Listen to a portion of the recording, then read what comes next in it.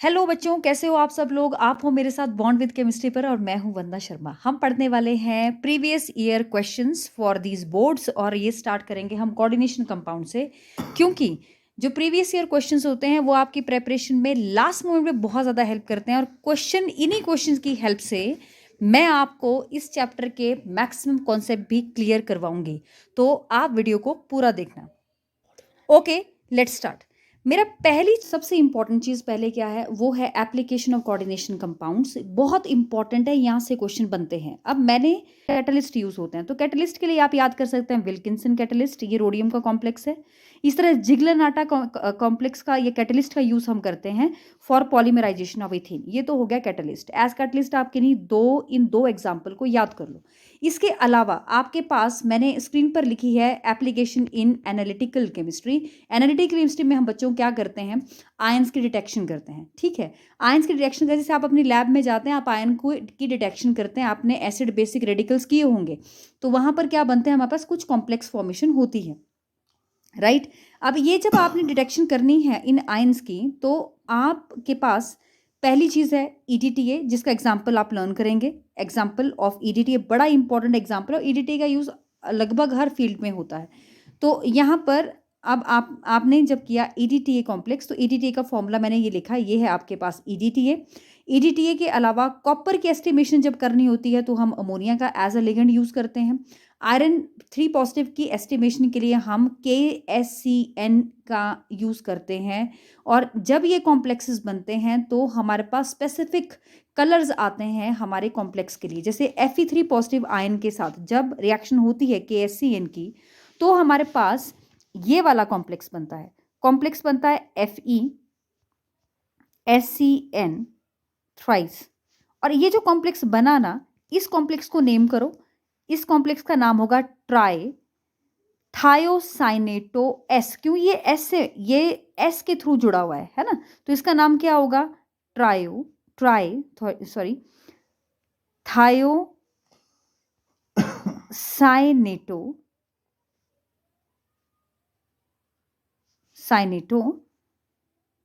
S iron. और iron की oxidation state है यहां पर 3। अब ये जो मैंने कंपाउंड बनाया, इसके होते हैं ब्लड रेड पीपीटीज या स्कारलेट रेड पीपीटीज। ये जो ब्लड रेड पीपीटीज आपको मिल रहे हैं ना, इससे पता चला कि हमारे पास जो कॉम्प्लेक्स है उसमें Fe3 पॉजिटिव आयन है। तो ये क्या बना, एक कोऑर्डिनेशन कॉम्प्लेक्स बना। और ये मैंने आपको बताया कि हम KSCN को एज अ लिगेंड यूज करके Fe3 पॉजिटिव को भी डिटेक्ट कर सकते हैं। So you can learn EDTA and DMG as well as KSCN for estimation in case of analytical chemistry, अगर आपसे पूछा जाता है तो बच्चों फिर दूसरी प्रोसेस है हमारे पास इलेक्ट्रोप्लेटिंग। इलेक्ट्रोप्लेटिंग में देखो हम किन किन मेटल का, बहुत इंपॉर्टेंट है, इट्स वेरी वेरी इंपॉर्टेंट। क्या करना है आपको इलेक्ट्रोप्लेटिंग के लिए, याद रखो जब हम किसी मेटल की इलेक्ट्रोप्लेटिंग करते हैं ना, तो जैसे फॉर एग्जांपल सिल्वर की करनी है या फिर हमें गोल्ड की करनी है, तो हम कुछ एक्वा सोल्यूशंस का यूज़ करते हैं। ठीक है, ये एक्वा सोल्यूशन है। जैसे सिल्वर के केस में हम एक्वा सोल्यूशन करते हैं यूज़, ये वाला, इसका नाम बोलो, ये हुआ डाइसाइनेटो, सॉरी ये हुआ पोटेशियम। क्योंकि पोटेशियम पहले है तो पोटेशियम तो आपको लिखना पड़ेगा, है ना, इट इज़ ये बाहर है आपके कॉम्प्लेक्स के, तो ये हो गया पोटेशियम डाइसाइनेटो आर्जेंटेट 1। और इसी तरह से अगला है मेरे पास पोटेशियम डाइसाइनेटो ऑरेट 1। ये किसके लिए यूज करते हैं हम, गोल्ड के लिए, और सिल्वर के केस में यूज करते हैं ये वाला। और जो अनवांटेड मेटल आयंस होते हैं इन प्रोसेसेस में, उनको रिमूव करने के लिए यहाँ भी यूज करते हैं EDTA। तो देखो EDTA का यूज आप इलेक्ट्रोप्लेटिंग में भी करते हैं। तो अगर आपसे पूछा जाए लिगेंड का नाम, तो you can give name of EDTA for removing unwanted metal ions. और गोल्ड के केस में एक्वा सोल्यूशन यूज करना है आपने पोटेशियम डाइसाइनेटो ऑरेट 1 का। और इन केस ऑफ सिल्वर आप यूज करेंगे पोटेशियम डाइसाइनो आर्जेंटेट 1 का। ठीक है, तो ये दो एग्जाम्पल आपने याद रखने हैं for electroplating. After this you have, अब बच्चों जल्दी से याद कर लेते हैं कुछ कॉम्प्लेक्स जो यूज़ होते हैं वाटर ट्रीटमेंट में। वाटर ट्रीटमेंट का यहाँ पर मतलब है कि हमारे पास वाटर हो सकता है 2 तरह का, soft and hard water. Soft water वो होता है जो आपके पास फ़ोम बनाता है विद सोप, और हार्ड वाटर वो होता है जो कि कैल्शियम के सॉल्ट या फिर कैल्शियम 2 पॉज़िटिव या फिर मैग्नीशियम 2 पॉज़िटिव होने की वजह से लेदर फ़ॉर्मेशन नहीं करता, यानी कि फ़ोम फ़ॉर्मेशन नहीं करता। सो इन दोनों मेटल आयन को रिमूव करने के लिए हमें यूज़ करना पड़ता है ईडीटीए। तो यहाँ पर ईडीटीए का यूज़ होता है वाटर ट्रीटमेंट में, वेरी वेरी इंपॉर्टेंट। इसके अलावा आप यूज़ कर सकते हैं कॉम्प्लेक्स सोडियम हेक्सा फॉस्फेट का, सोडियम हेक्सा फॉस्फेट के कॉम्प्लेक्स का भी यूज़ कर सकते हैं, कर सकते हैं for removal of the hardness of water. इसके अलावा मेडिसिन्स में जब हम इनका यूज़ करते हैं कोऑर्डिनेशन कॉम्प्लेक्सेस का, तो बेसिकली हम चिलेशन, इनका चिलेट फॉर्म में यूज़ करते हैं, इसलिए हम इसको चिलेट थेरेपी भी बोलते हैं, क्योंकि यहाँ पर जो कॉम्प्लेक्सेस हैं वो चिलेट चिलेट का फॉर्मेशन करते हैं, चिलेशन करते हैं, और इसलिए हम इसे चिलेट थेरेपी भी बोलते हैं। यहाँ पर हमारे पास क्या-क्या आता है, विटामिन बी12 जो कि कॉम्प्लेक्स है कोबाल्ट का। इसी तरह से ईडीटीए का यूज़ करते हैं removing lead poisoning, very very important. Removing lead poisoning को दूर करने के लिए आपको यूज़ करना होता है ईडीटीए का। और सिस्प्लेटिन का यूज़ करते हैं आजकल कैंसर ट्रीटमेंट के लिए। तो ये जितने भी लिगेंड्स मैंने आपको बताए या कॉम्प्लेक्स मैंने आपको बताए, ये यूज़ होते हैं इन मेडिसिन एंड वाटर ट्रीटमेंट। तो ये बहुत इंपॉर्टेंट है, सिर्फ इतना ही याद करके जाओगे एग्जाम के लिए बहुत बहुत है। अब बच्चों कुछ और इम्पॉर्टेंट यूज़ हैं एग्रीकल्चर में। देखो, एग्रीकल्चर में अगर आपसे पूछा जाए कौन से कोऑर्डिनेशन कॉम्प्लेक्सेस हैं, तो क्लोरोफिल कॉम्प्लेक्स है मैग्नीशियम 2 पॉजिटिव आयन का। इसी तरह से Fe3 पॉजिटिव का जो कॉम्प्लेक्स होता है ईडीटीए के साथ, Fe3 का कॉम्प्लेक्स होता है ईडीटीए के साथ, उसका यूज़ कर सकते हैं हम टू क्योर आयरन क्लोरोसिस, जिसकी वजह से पत्तियाँ जो हैं वो बिल्कुल पीली हो जाती हैं। इस चीज़ को हमें उसके ऊपर येलो पत्तियाँ जो होती हैं वो येलो हो जाती हैं, तो उस चीज़ को क्योर करने के लिए हम ईडीटी का कॉम्प्लेक्स यूज़ कर सकते हैं। अब बात आती है इंडस्ट्रीज़ में, तो इंडस्ट्रीज़ में हम कहाँ यूज़ कर सकते हैं? देखो, जो फैब्रिक इंडस्ट्री है, जब वहाँ पर कॉटन की मर्कराइजिंग होती है, तो उस दौरान मेटल आयन की वजह से उसके ऊपर स्टेन आ सकते हैं, ठीक है? उन स्टेन को रिमूव करने के लिए हम अगेन ईडीटीए का यूज़ करते हैं। इसी तरह से एनटीए का यूज़ करते हैं, और एनटीए क्या है? नाइट्रो ट्राई एसिटिक एसिड है। नाइट्रो ट्राई एसिटिक एसिड है, CH2COOH होल थ्राइस। अब यहाँ पर इसके अलावा ईडीटी का यूज़ हम इंडस्ट्रीज़ में भी मेटल्स को रिमूव करने के लिए यूज़ करते हैं। तो EDTA and NTA are widely used as descaling agents in sugar industry also, very very important.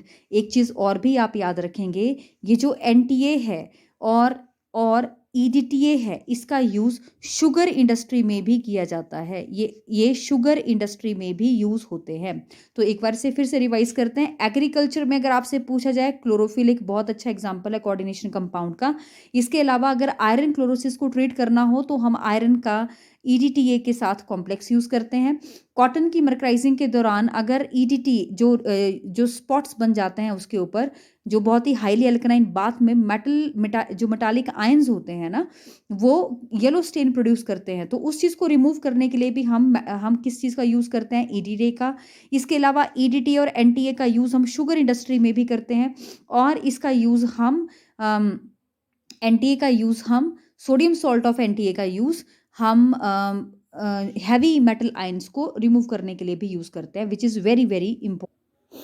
अब बच्चों, जो हमारे पास कोऑर्डिनेशन कंपाउंड होते हैं, उनका वो एज अ मॉर्डेंट भी यूज़ होते हैं। जैसे डाई इंडस्ट्री है हमारी, तो जब डाई कर रहे होते हैं किसी क्लॉथ को, तो कुछ डाइज ऐसी होती है, जैसे एल्जरीन है, वो उसका फैब्रिक के लिए अच्छी इन्फिनिटी नहीं, इट इज़ नॉट एफिनिटी नहीं है उसकी, है ना, मतलब वो फैब्रिक के ऊपर आसानी से डाई नहीं होती है।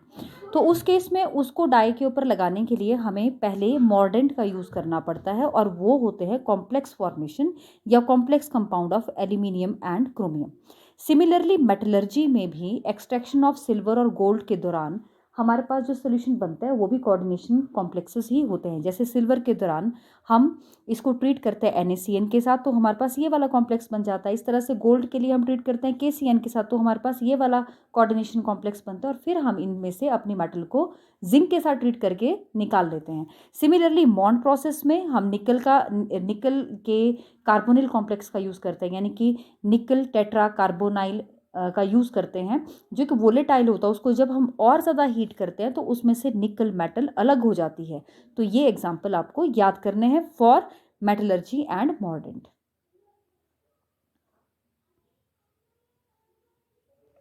अब लास्ट है बच्चों बायोलॉजी में।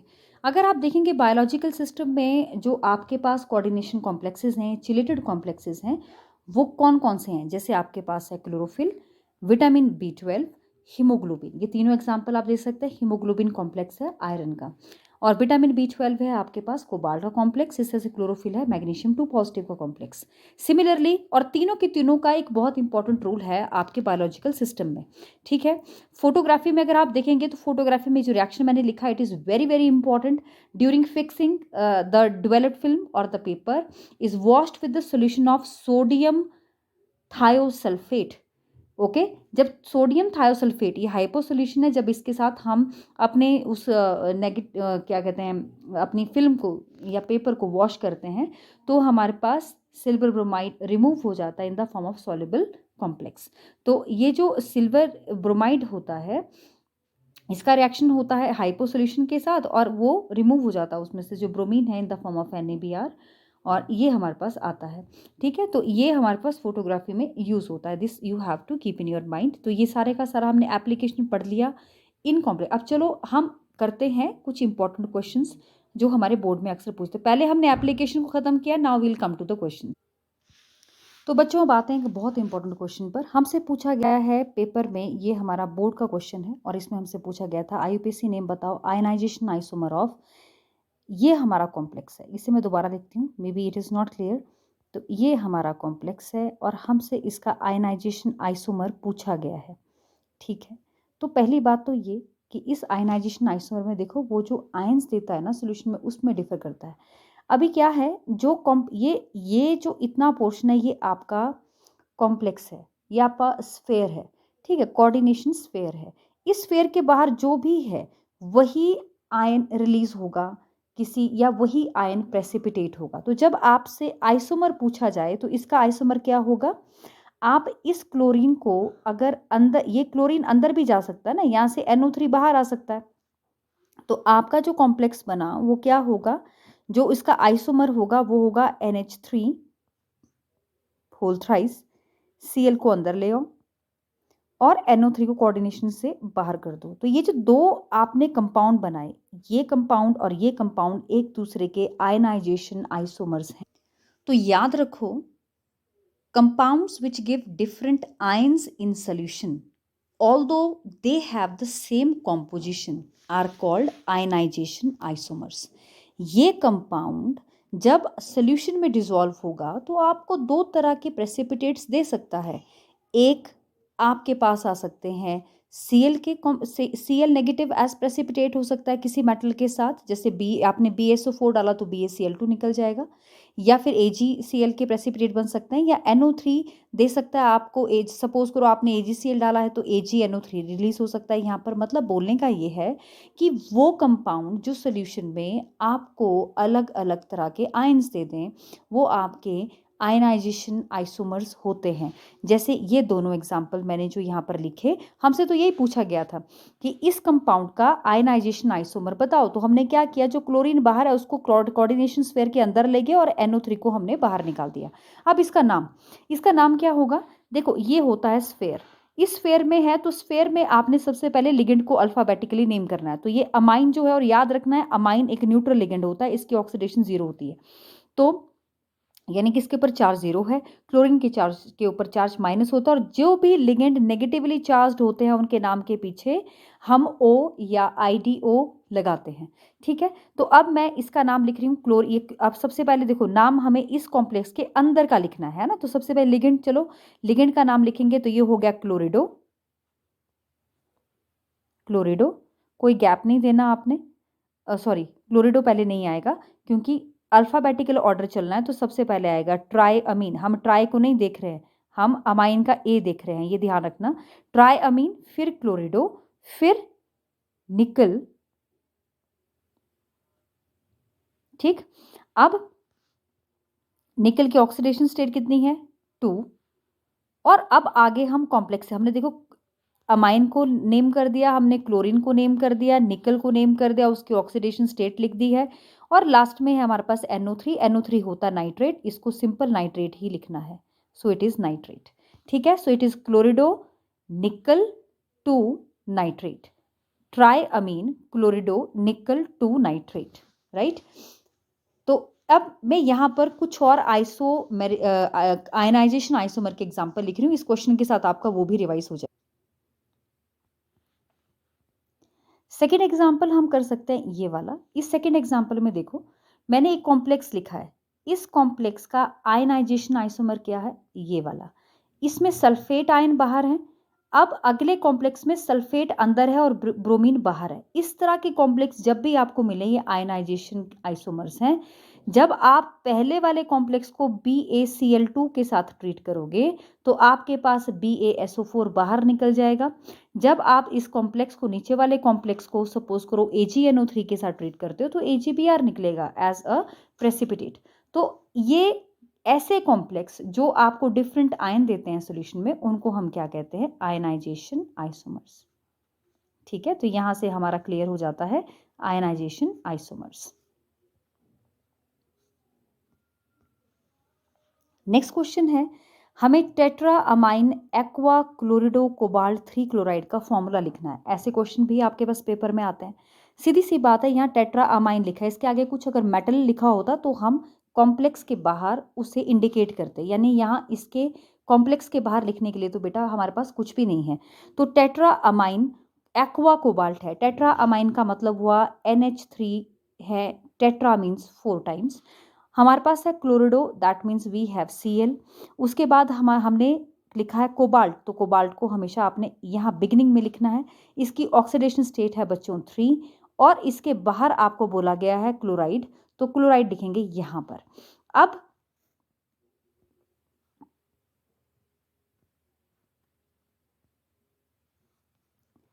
याद रखो कि हमारे पास जो ऑक्सीडेशन स्टेट है वो आनी चाहिए +3, ठीक है ना।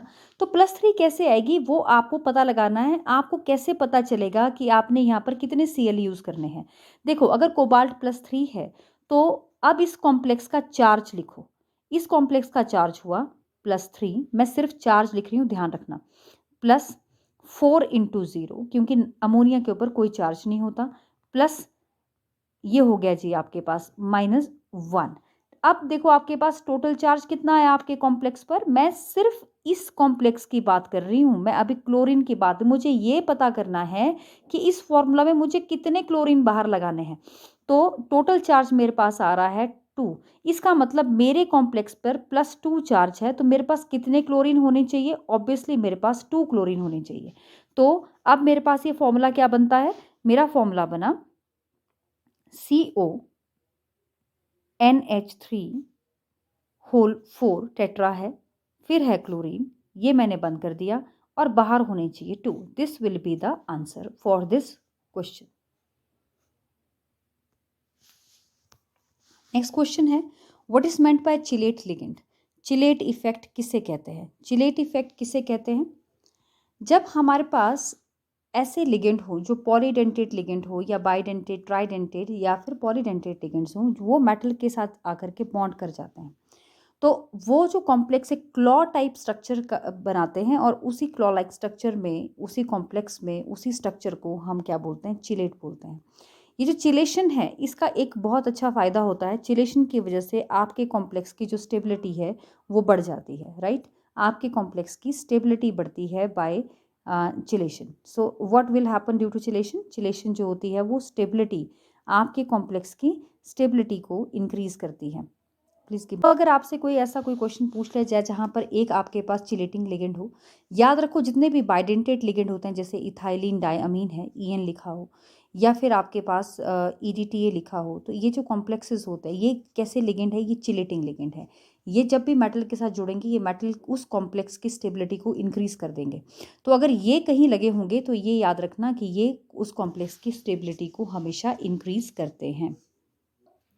तो बच्चों अब यहाँ से आप लर्न कर सकते हो, व्हेन अ पॉलीडेंटेट और bidentate tridentate ligand bond with the metal ion in such a way that it form a 5 or 6 membered ring or structured ring, which increases in turn the stability of that complex, that is called the chilation or that is called the chillating effect, है ना। तो हमेशा याद रखना जिस भी complex में अगर आपको कोई भी सिंपल कॉम्प्लेक्स दिया है, जैसे मान लो अगर आपको कोई कोबाल्ट का ही कॉम्प्लेक्स दिया हो और उस कॉम्प्लेक्स में एक तरफ अमोनिया लिखा हो और दूसरी तरफ आपके पास EN या EDTA लिखा हो और आपसे पूछा जाए कौन ज़्यादा स्टेबल है, तो याद रखना जिसमें EDTA या EN लगा होगा वो ज़्यादा स्टेबल होगा। अगर EN और EDTA दिया है तो EDTA वाला ज़्यादा स्टेबल होगा। तो जितना बड़ा चिलेटिंग लिगेंड होगा आपके पास स्टेबिलिटी को इंक्रीज कर देगा if it is forming 5 to 6 membered ring, right. तो बेटा एक और बहुत ही इंपॉर्टेंट क्वेश्चन पेपर में पूछा जाता है कि जो टेट्राहेड्रल कॉम्प्लेक्सेस होते हैं वो उसमें हमारे पास लो स्पिन कॉम्प्लेक्सेस क्यों नहीं आते, why low spin complexes are not observed. Low spin का मतलब होता है स्पिन पेयरिंग क्यों नहीं होती है इनमें। तो याद रखो जो ऑर्बिटल स्प्लिटिंग एनर्जी होती है, जो ऑर्बिटल स्प्लिटिंग एनर्जी होती है वो इतनी ज़्यादा नहीं होती कि वो हमारे इलेक्ट्रॉन्स को टेट्राहेड्रल कॉम्प्लेक्सेस में पेयर करवा सके। ठीक है, याद रखो टेट्राहेड्रल कॉम्प्लेक्सेस में जो डेल्टा टी होता है that is just 4/9 of delta not, right. तो ये चीज़ आपको याद रखनी है फॉर योर MCQ। और एक चीज़ हमेशा याद रखो टेट्राहेड्रल कॉम्प्लेक्सेस की जब हम बात करते हैं ना तो वहाँ पर इन्वर्ट हो जाता है। जो डायग्राम आप बनाते हैं ऑक्टाहेड्रल कॉम्प्लेक्सेस में वही डायग्राम जब उसमें आप स्प्लिटिंग करवाएंगे तो स्प्लिटिंग के दौरान जो T2G ऑर्बिटल होता है that get raised in energy and जो EG ऑर्बिटल होता है वो लो हो जाता है। ये उल्टा हो जाता है diagram, this you have to keep in your mind. और यहाँ पर ये जो सेंटर पोजीशन है इसके ऊपर देखो ये वाले जो होते हैं 0.4 रेज हो जाते हैं एनर्जी में और ये वाले जो होते हैं -0.6 डिक्रीज हो जाता है एनर्जी में। याद रखना आपको ये तो नहीं इस आंसर में लिखना है बट इतना आपको ये ध्यान रखना है कि जो ऑर्बिटल स्प्लिटिंग एनर्जी होती हैं they are not sufficiently large enough to force pairing in case of the tetrahedral complex.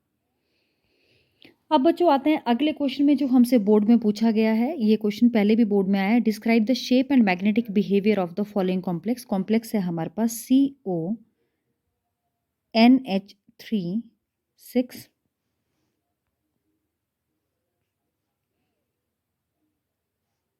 और इस कॉम्प्लेक्स का चार्ज है 3 पॉजिटिव। अच्छा इसमें एक एडिशनल इन्फॉर्मेशन, आप देखो ये जो कॉम्प्लेक्स है इसका नाम लिखते हैं। कितने हैं हमारे पास, ये कॉम्प्लेक्स है पॉजिटिव कॉम्प्लेक्स, कैटायनिक कॉम्प्लेक्स है तो कोबाल्ट के नाम सिंपल ही रहेगा। इसमें 6 अमोनिया है तो ये क्या है, ये है आपके पास hexaammine cobalt, right 3 ion. अब हमसे पूछा गया कि इसका मैग्नेटिक बिहेवियर और इस कॉम्प्लेक्स की शेप बतानी है। तो देखो शेप बताने के लिए सबसे पहले निकालो कोबाल्ट का ऑक्सीडेशन स्टेट। तो कोबाल्ट की ऑक्सीडेशन स्टेट यहाँ है +3, राइट। कोबाल्ट की ऑक्सीडेशन स्टेट +3 क्यों है, क्योंकि इसको पुट करो x, इसके ऊपर चार्ज होता है 0 तो 6 × 0 हो गया 0 इक्वल टू +3 है ना कॉम्प्लेक्स का चार्ज, इसलिए इक्वल टू +3 तो कोबाल्ट इज इक्वल टू +3 यानी कोबाल्ट ने यहाँ पर 3 इलेक्ट्रॉन लूज किए। नाउ अब कोबाल्ट को +3 ऑक्सीडेशन स्टेट में लिखेंगे तो ये हो जाएगा आपके पास 3d6 एंड 4s0, राइट। मैंने लिखा आफ्टर रिमूवल ऑफ 3 इलेक्ट्रॉन, 2 चले गए आपके 4s से और 3d में से एक चला गया, बच गया 3d6। अब बच्चों इसका हम ये ड्रॉ करेंगे, इसे ड्रॉ करो, इसका d ऑर्बिटल ड्रॉ करो। ये हो गया 3d ऑफ कोबाल्ट और उसके बाद आ गया 4s और उसके बाद आ गया आपके पास 4p orbital as it is. ठीक है, अब इसमें इलेक्ट्रॉन को पुट करो 1, ठीक है, लेट मी चेंज, चलो कोई बात नहीं इसी से कर लेते हैं, 4 5 6 7, राइट।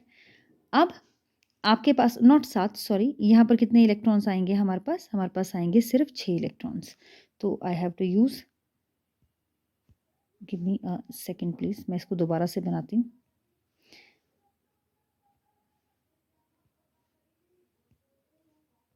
ठीक है, अब जब आपने इसे ड्रॉ किया 1 2 3 4 5 एंड 6, देखो ये जो अमोनिया है ये क्या करेगा, यहाँ पर आपके पास ये बैक पेयरिंग करवा सकता है, ठीक है। अब देखो यहाँ पर क्या होगा, ये जो अमोनिया है ये इन इलेक्ट्रॉन्स को वापस पीछे भेज देगा to create these two orbital empty, right. अब आपके पास ये कॉम्प्लेक्स बन गया कुछ ऐसे 1 2 3 4, ठीक है, और यहाँ पर भी एक इलेक्ट्रॉन और, ठीक। और ये 2 ऑर्बिटल खाली हो गए, ये और यहाँ पर आपके पास ये खाली था। तो ये 4s है, ये 4p है। After pushing this 2 electrons back आपके पास ये भी खाली हो गया है। तो यहाँ पर आपके पास जो अमोनिया लिगेंड है वो अमोनिया लिगेंड यहाँ पर जॉइन हो जाएगा, यहाँ पर भी, यहाँ पर भी, यहाँ पर भी, यहाँ पर भी और यहाँ पर। इस तरह से आपके पास जो ऑक्टाहेड्रल कॉम्प्लेक्स है इन सभी जगह पर आपने किस चीज़ को लगा दिया है, अमोनिया को। आप देखो आपने कितने ऑर्बिटल को यूज़ किया, आपने यूज़ किया यहाँ पर 2 ऑर्बिटल आपने डी के यूज़ किए तो ये हो गया D2, एक ऑर्बिटल आपने S का यूज़ किया ये हो गया S, 3 ऑर्बिटल आपने P के यूज़ किए ये हो गया 3, D2sp3। अगर D2sp3 है तो ये कैसा कॉम्प्लेक्स है, ये ऑक्टाहेड्रल कॉम्प्लेक्स है।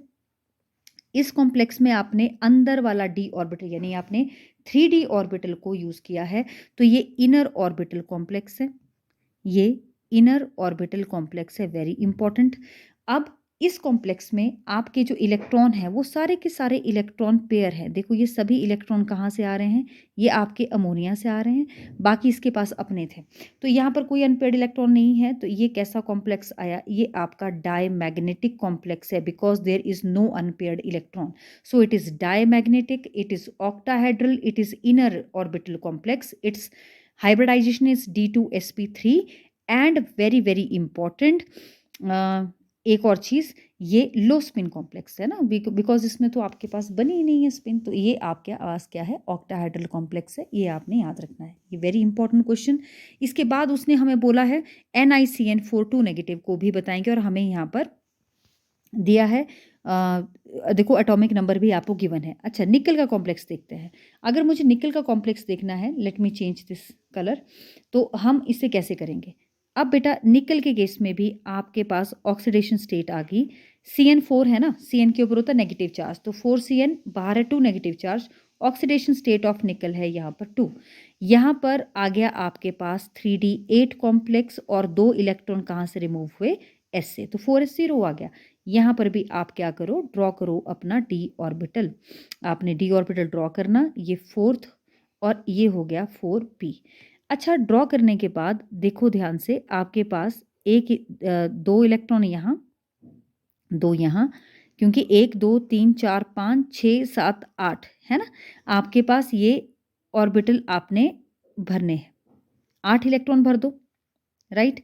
तो 5 6 7 और 8 हो गए आपके पास 8 इलेक्ट्रॉन, ये हो गया जी 3D8। अब क्योंकि जो आपका साइनाइड लिगेंड है यहाँ पर, ये साइनाइड लिगेंड है, स्ट्रॉन्ग लिगेंड, ये क्या करेगा, ये अपने लिए जगह खुद बनाएगा, ये पीछे भेज देगा इस इलेक्ट्रॉन को और इस d ऑर्बिटल को खाली कर देगा, तो you can draw it again.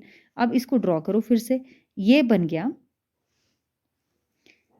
1 2 3 4 5 6 7 और 8, यहाँ पर हमारे पास ये सारे के सारे इलेक्ट्रॉन जो हैं हमने क्या कर दिए हैं, यहाँ पर इनको लगा दिया, हमारा ये ऑर्बिटल खाली हो गया, ये ऑर्बिटल खाली हो गया और 3 ये खाली हैं।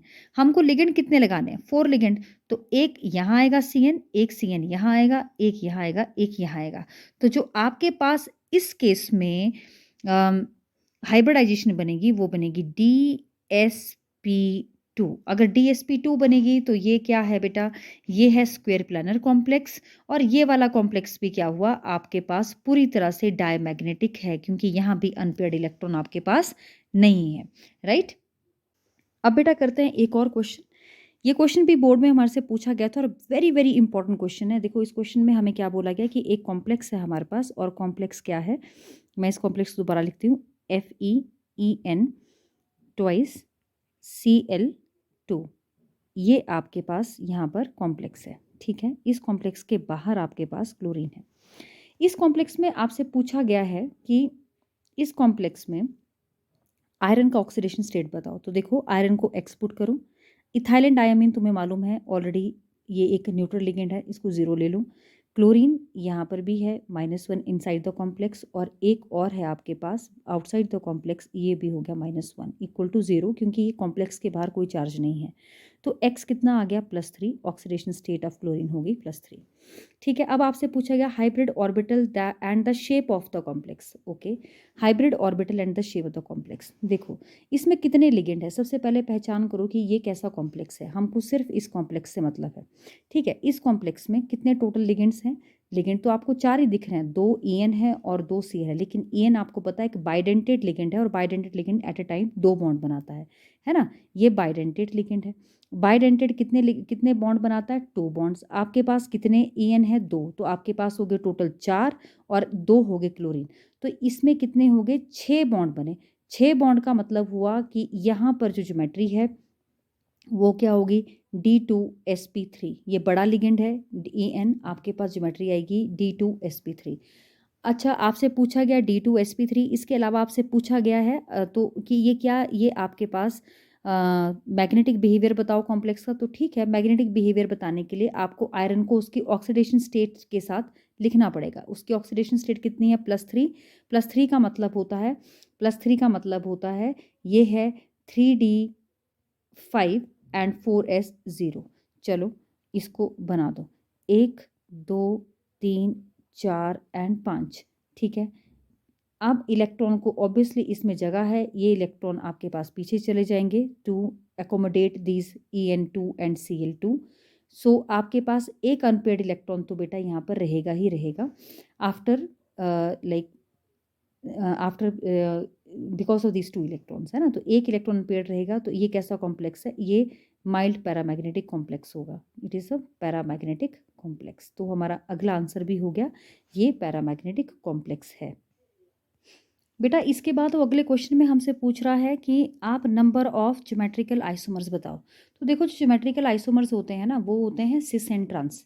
आपके पास ऑक्टाहेड्रल कॉम्प्लेक्स है तो आपके पास सिस एंड ट्रांस आइसोमर बनेंगे। तो ये बनाया, जब आपने सिस आइसोमर बनाना हो तो सेम लिगेंड को इन सिस पोजीशन पर रखो, एडजेसेंट पोजीशन पर रखो, और ये आपका EN जो है, क्योंकि बाइडेंटेड लिगेंड है तो एक साथ ज्वाइन होगा इस पोजीशन और इस पोजीशन पर, similarly on this position and this position. जब आपने इसका ट्रांस बनाना हो तो ट्रांस फॉर्म में ये क्लोरीन आएगा यहाँ पर और यहाँ पर, यानी कि एक दूसरे के ऑपोजिट, तो बन गए सिस एंड ट्रांस आइसोमर। तो there will be 2 isomer in this case, यानी कि 2 ज्योमेट्रिकल आइसोमर बनेंगे। उसके बाद उसने हमसे पूछा है कि इस कॉम्प्लेक्स का ऑप्टिकल आइसोमर क्या होगा। ध्यान रखो, ट्रांस आइसोमर का ऑप्टिकल आइसोमर नहीं बनेगा। क्यों? क्योंकि जैसे ही आप इस ट्रांस आइसोमर की इमेज बनाओगे तो वो एग्जैक्ट सेम इमेज आएगी। सेम इमेज जब भी आती है तो वो अपने ओरिजिनल फॉर्म के ऊपर सुपर इम्पोज हो जाती है। मैंने कहा अगर आप इस वाले मॉलिक्यूल की को शीशे के सामने रख देंगे तो जो इसकी इमेज होगी वो बिल्कुल वो इमेज अपनी ओरिजिनल इमेज के ऊपर सुपर इम्पोज हो जाएगी, यानी कि ये ऑप्टिकली इनएक्टिव फॉर्म होगी, है ना? Transform is optically inactive. अच्छा, अब हम इसको देखते हैं, क्या इसकी बन सकती है कोई इमेज या नहीं बन सकती है। देखो अगर मैंने इसकी इमेज बनाई तो ये बिल्कुल हमारे पास ऑप्टिकल आइसोमर देगा। क्यों? क्योंकि जो Cl पहले इस डायरेक्शन में था वो अब आपको यहाँ नजर आएगा, राइट? और जो आपके पास EN है वो इस तरफ, इसी तरह से आपके पास यहाँ पर भी एक EN मॉलिक्यूल, यानी कि आपका जो मॉलिक्यूल है ना वो उल्टा हो जाएगा। इस केस में तो हमारे पास डिफरेंट इमेज बन रही, ये इमेज और ये इमेज आपस में डिफरेंट है। तो ये कैसे आएगी? ये ऑप्टिकली एक्टिव फॉर्म्स होंगी, ये ऑप्टिकली एक्टिव फॉर्म होगी, राइट? अब उसने पूछा इस कॉम्प्लेक्स का नाम बताओ, तो इस कॉम्प्लेक्स का नाम क्या होगा आप मुझे कमेंट करके बताओ, क्योंकि ये बहुत आसान है। इसमें इथाइलिन 2 बार, इथाइलिन डायमीन 2 बारी है, तो आपने इसको लिखना है इथेन 1,2 डायमीन। तो ये क्योंकि एक कॉम्प्लेक्स लिगेंड है तो यहाँ होगा बिस। बिस लगाना है आपने, पहले नाम आप मुझे बताएंगे। ओके, अगला जो हमारा क्वेश्चन है, देखो एक क्वेश्चन जो पेपर में पहले पूछा जा चुका है वो है आपका CFT। यानी कि क्रिस्टल फील्ड स्प्लिटिंग, है ना। तो अगर क्रिस्टल फील्ड थ्योरी की बात की जाए तो आप इसको ऐसे एक्सप्लेन कर सकते हैं कि जब आपके पास मेटल का कोई डी आयन है और वो लिगेंड की प्रेजेंस में एनर्जी में क्या हो जाता है, रेस हो जाता है, it get raised in energy. जब ये एनर्जी में रेस होता है तो ये जो डी है, मान लो मैंने 3D का लिया है, तो it will split up into 2 levels. आपके पास ऊपर और नीचे 2 लेवल बन जाएंगे। नीचे वाले लेवल में 3 ऑर्बिटल्स होंगे जिनको आप T2G कहेंगे और ऊपर आपके पास 2 ऑर्बिटल होंगे जिनको आप EG कहेंगे, राइट। अब ऐसा क्यों हुआ वो भी मैं आपको एक्सप्लेन करती हूँ। जो आपके पास नीचे वाले T2G ऑर्बिटल्स हैं, they get lower in energy by -4, यानी कि 2/5। ये जो बीच है ये आपका बैरी सेंटर, ठीक है। यहाँ पर अगर आप देखेंगे इसके नीचे वाले डिक्रीज हो गए एनर्जी में बाय 2/5 और ऊपर वाले इंक्रीज हो गए एनर्जी में बाय 3/5, ठीक। अब ये जो ऊपर वाले ऑर्बिटल हैं ये कौन से हैं? पहले तो नीचे वाले ऑर्बिटल के नाम लिखो। ये हैं आपके पास DXY, DYZ और DZX। ऊपर कौन से हैं? जो बाकी बचे हुए 2 ऑर्बिटल हैं, DX² Y² एंड Y²। इसी तरह से आपके पास ये है DZ²। ये लिखा नहीं जा रहा है, I hope you will understand this. तो ये DX² Y²। नाउ सी, अगर हम ये समझना चाहें कि आखिर हमारे पास ऐसा क्यों हुआ है, तो देखो, जो हमारा डी ऑर्बिटल है ना, अगर हम उसकी एक शेप बनाते हैं, जैसे ये DZ² ऑर्बिटल है आपके पास, ये Z एक्सिस पर है। अब मैं क्या करती हूँ अपनी मेटल को, कि कोई भी ऑक्टाहेड्रल कॉम्प्लेक्स है तो उसमें हमारी शेप ऐसे होती है। ये हमारी मेटल है यहाँ पर, है ना। ये कोई भी डी ऑर्बिटल की मेटल है और ये हमारे पास उसकी डिफरेंट पोजीशंस हैं। मैंने मान लिया कि ये मेरे पास एक्स एक्सिस है, ये वाई एक्सिस है और ये जेड एक्सिस है। मान के चलते हैं कि ये एक्स एक्सिस और वाई एक्सिस और जेड एक्सिस है। नाउ जस्ट सी क्या हो रहा है यहाँ पर। जब आप इस मॉलिक्यूल को देखते हैं तो देखो, अगर मैं इसका डी ऑर्बिटल देखूं तो डी ऑर्बिटल की शेप ये है। इसको आप यहाँ पे ड्रॉ करो। ये हो गया आपका, सपोज करो इस मेटल का DZ² ऑर्बिटल हम ड्रॉ करते हैं, तो ये कौन सी एक्सिस है? जेड एक्सिस मान के चल रहे हैं हम। तो ये ऑर्बिटल ऑब्वियसली ऐसे होगा जेड पर। तो देखो इसकी वजह से क्या हुआ, ये जो जेड एक्सिस पर लिगेंड लगा होगा, अब यहाँ पर, यहाँ पर, यहाँ पर, यहाँ पर, इधर और इधर, सब जगह आपके पास लिगेंड है। तो जो लिगेंड है वो एकदम अपोज कर रहा है आपके डी ऑर्बिटल को। मेटल के डी ऑर्बिटल और लिगेंड एक दूसरे के आमने सामने आ गए। ऐसा करने की वजह से क्या होगा, यहाँ पर रिपल्शन होगी और रिपल्शन होने की वजह से एनर्जी जो है वो इंक्रीज हो जाएगी, है ना। इंक्रीज होगी तो orbital will get raise in energy, इसलिए वो कहाँ चला गया, ऊपर वाले ऑर्बिटल में चला गया। Okay, I hope you understand this. एक और एग्जांपल कर लेते हैं। मान लो ये मेरे पास ऑर्बिटल है और ये मैंने कौन सा ऑर्बिटल है, ये है मेरे पास DX² और Y² ऑर्बिटल है। इसको x मान लिया, इसको y मान लिया।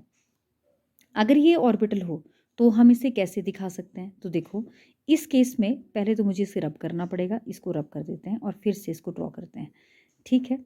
अब यहाँ देखो, इस केस में क्या हुआ, अगर DX² Y² है तो आप इसको दोबारा से ड्रॉ करो, अपनी मेटल को आप दोबारा से, यहाँ सेंटर में आपके पास मेटल थी और ये इस तरह से था। ये एक्स एक्सिस है, आपका एक्स एक्सिस पे होगा तो ये ऑर्बिटल हम ऐसे ड्रॉ करेंगे। तो वाई एक्सिस पर भी लिगेंड और एक्स एक्सिस पर भी लिगेंड एकदम इन लोब्स के ऑपोजिट आ गए हैं, एकदम इनको अपोज कर रहे हैं, एकदम इनके आमने सामने आ गए, क्योंकि यहाँ भी नेगेटिव और नेगेटिव चार्जेस आपस में रिपेल करेंगे, अगेन रिपल्शन होगा और एनर्जी इंक्रीज होगी। इसीलिए क्या हो रहा है बच्चों, ये जो DX² Y² है और DZ² है, ये एनर्जी में इंक्रीज हो गए तो उनको हमने ऊपर ड्रॉ किया। और जो नहीं आते हैं exactly in front of the ligands, जो लोब्स नहीं आती हैं डी ऑर्बिटल की, जैसे DXY है, DYZ और DZX होते हैं, इनके lobes in between the axis होते हैं, तो ये एकदम से कन्फ्रंट नहीं करते हैं आपके लिगेंड को, तो ये एनर्जी में लो रहते हैं, इसीलिए हम इनको नीचे ड्रॉ करते हैं। तो ये आपकी CFT है, राइट। अब इसके बाद बेटा, इसके अलावा आपको जो करना है वो बहुत इंपॉर्टेंट टॉपिक जो आपके बोर्ड एग्जाम के लिए, वो है linkage isomers and coordination isomers. यहाँ से बहुत बार क्वेश्चन आए हैं आपके पास। तो लिंकेज आइसोमर्स में मैं एक एग्जांपल आपको देती हूँ। जैसे फॉर एग्जांपल मेरे पास कोबाल्ट की कोई मेटल है। इस कोबाल्ट मेटल में अगर हम देखें तो हमारे पास सपोज करो यहाँ पर मेरे पास ये वाला लिगेंड है जिसको मैंने अभी ओ से जोड़ा है, राइट। तो इसको हम ऐसे दिखाते हैं क्योंकि हर एक लिगेंड जो है वो मेटल को अपने इलेक्ट्रॉन्स देता है। तो ये कोऑर्डिनेट बॉन्ड को हम ऐसे शो करते हैं विद द एरो। बाकी सब जगह पर मान के चलते हैं कि मेरे पास यहाँ पर क्या है, अमोनिया एज अ लिगेंड है। यहाँ पर सब जगह पर मेरे पास अमोनिया एज लिगेंड प्रेजेंट है। अब देखो इसका एक और आइसोमर बन सकता है। इसका दूसरा आइसोमर क्या होगा, अगेन बनाओ यहाँ पर कोबाल्ट सेंटर में और ये ऐसे था। ONO की जगह सपोज करो ये मॉलिक्यूल मेरा अब ज्वाइन हो गया है विद नाइट्रोजन, तो मैं इसको ऐसे लिख दूंगी। बाकी जगह पर आपको मालूम है मुझे क्या लिखना है, अमोनिया लिगेंड। अब इस तरह का अगर कोई कॉम्प्लेक्स आपको दिया हो जहाँ पर मॉलिक्यूल तो सेम हो बस उसका अटैचमेंट अलग दे दिया गया हो, वो क्या है, हमारे पास लिंकेज आइसोमर्स हैं। यहाँ पर जो मेरे पास ONO है वो जुड़ रहा था O से, यहाँ पर यही ONO जुड़ रहा है with the help of nitrogen. तो जो इस तरह के आइसोमर्स बनते हैं इनको बोलते हैं हम लिंकेज आइसोमर्स। इसके अलावा ये आइसोमर बनाए जा सकते हैं CN से भी, क्योंकि CN भी एम्बिडेंट लिगेंड है। यहाँ पर मैं लिखा एम्बिडेंट लिगेंड बहुत इंपॉर्टेंट है। Yes, it is very important. ये वो लिगेंड होते हैं जिनके पास दो एटम होते हैं, दो एटम है अटैचमेंट के लिए, बट एट ए टाइम किसी एक ही एटम से जुड़ते हैं। जैसे अभी अगर मान लो किसी कॉम्प्लेक्स में पहले साइनाइड C से जुड़ा है, फिर बाद में वही साइनाइड आपके पास या CN जो लिगेंड है वो आपके पास किससे जुड़ गया, नाइट्रोजन की हेल्प से, तो उसने आइसोसाइनेटो बना दिया। पहले क्या बनाया, साइनेटो या साइनो। तो इस तरह के जो लिगेंड्स होते हैं इनको हम बोलते हैं एम्बिडेंटेड लिगेंड, राइट। अब कोऑर्डिनेशन आइसोमर्स में, कोऑर्डिनेशन आइसोमेरिज्म एक और इम्पॉर्टेंट आइसोमर है जिसका आपको पता होना चाहिए। इसमें अगर आप देखोगे तो आपके पास क्या है, जैसे कोऑर्डिनेशन आइसोमर का मैं एक एग्जांपल दूँ आपको। जैसे कोई भी आपने आप ये देख सकते हो, जैसे यहाँ है। अब इसमें एक स्फेयर आपको ये नज़र आ रहा है, ऐसे ही एक और स्फेयर दिया गया होगा पेपर में, ठीक है। उसमें मेटल होगा, कोई और लिगेंड उस मेटल के साथ अटैच होगा। तो अगर ऐसा कुछ भी दिया है तो उसका आप कोऑर्डिनेशन आइसोमर आसानी से बना सकते हो। कैसे बनाओगे, मेटल को इधर ले आओ, इस मेटल को इस वाले कॉम्प्लेक्स में भेज दो, तो जो आपके पास बना वो बन गया अब CH3 NH3 6 और ये बन गया COCN6। इस तरह के अगर कॉम्प्लेक्स आपको किसी MCQ में नजर आए जहां पर दो कोऑर्डिनेशन स्फेयर दिए गए हों, तो ये क्या है, कोऑर्डिनेशन स्फेयर आइसोमेरिज्म है। इसी तरह से एक होता है आपके पास हाइड्रेट आइसोमर्स। हाइड्रेट आइसोमर में आपके पास क्या है, हाइड्रेट आइसोमर में जो कंपाउंड होगा वो नंबर ऑफ वाटर मॉलिक्यूल में डिफर करेगा inside and outside the complex. जैसे आपके पास ये है, यहाँ पर Cl3 बाहर है। अब अगला ये क्या कर सकता है, ये इसमें से कुछ H2O को, मान लो मैंने इसमें क्या किया, H2O अभी 5 ले लिए तो एक Cl अंदर आ गया, एक H2O बाहर चला गया और बाहर कितने रह गए, 2 Cl2। देखो इसमें यहाँ पर 6 H2O अंदर हैं, इसमें 5 H2O अंदर है और एक H2O बाहर है। तो जब आपको कोई ऐसे पेयर नजर आए जो कि डिफर कर रहे हो number of water molecule inside and outside the coordination sphere, तो आप उसको बोलते हैं हाइड्रेट आइसोमेरिज्म। आयनाइजेशन आइसोमेरिज्म बेटा हमने पहले ही कर लिया, कोऑर्डिनेशन आइसोमेरिज्म मैंने आपको अभी करवा दिया। तो आई होप अगर आपने ये वीडियो पूरा देखा है तो डेफिनेटली आप इस चैप्टर को का रिवीजन भी आपका साथ में हो गया होगा। ये बहुत इंपॉर्टेंट चैप्टर है आपके बोर्ड के लिए, और अगर आप ये क्वेश्चंस करते हैं तो इन क्वेश्चंस के साथ साथ आपकी प्रिपरेशन भी हो जाती है। Thank you so much for watching, thank you. And अगर आपको ये समझ आए तो प्लीज़ शेयर दिस।